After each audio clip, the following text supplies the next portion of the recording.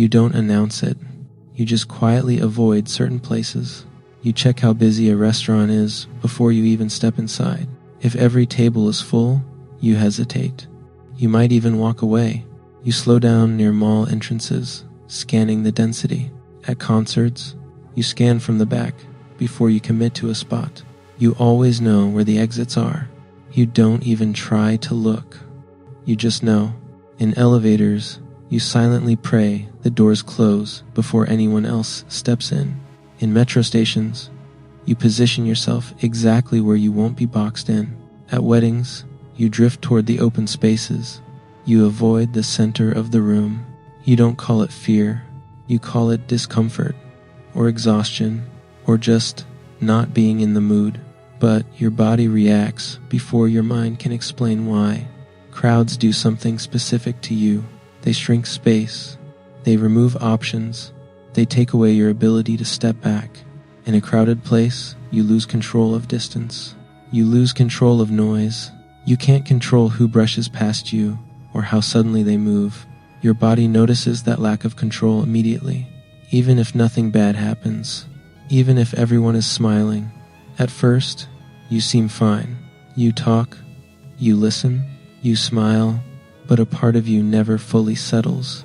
Your attention keeps drifting to movement. Someone stepping closer, someone blocking your path, someone standing just a little too near.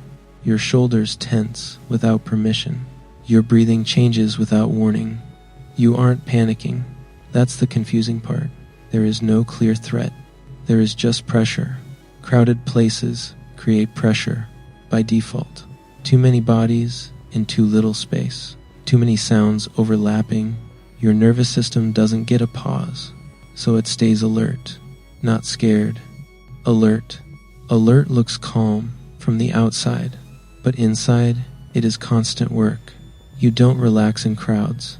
You manage them. In a packed restaurant, you track the servers moving fast.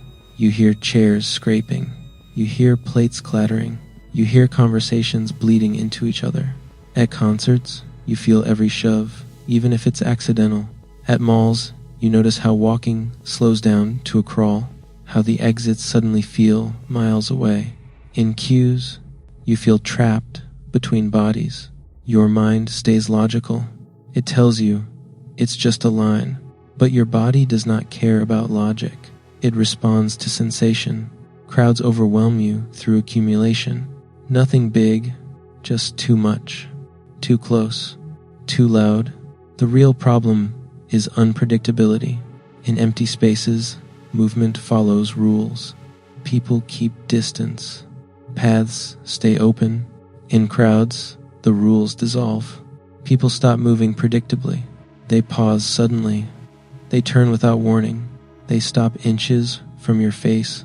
Your system treats that unpredictability as a risk, not danger. Risk requires preparation, and preparation feels like tension. That's why you stand near walls. That's why you choose aisle seats. That's why you linger near the door. Not because you're anxious, because you are regulating.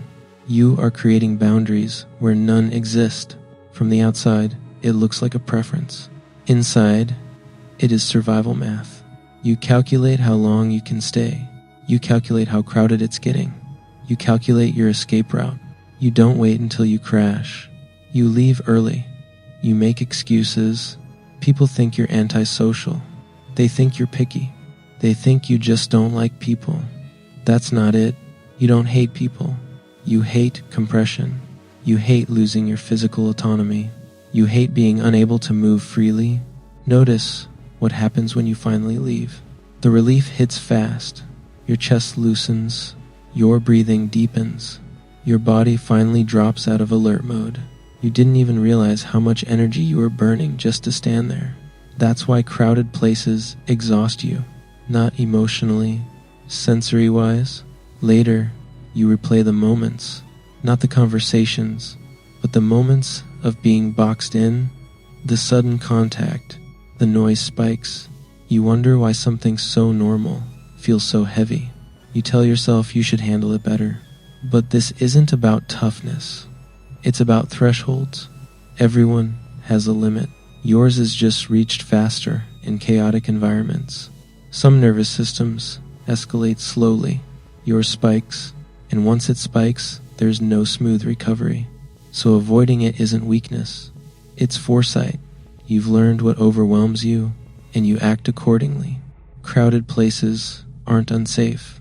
They are just incompatible with your peace. That doesn't make you broken. It makes you precise. If you recognized yourself in this, you're not weird. You're just paying attention, and most people never do. If you want more breakdowns like this, where everyday discomfort is explained without drama, stay here. Watch closely, because your reactions are telling a story. And once you understand it, you stop blaming yourself for listening.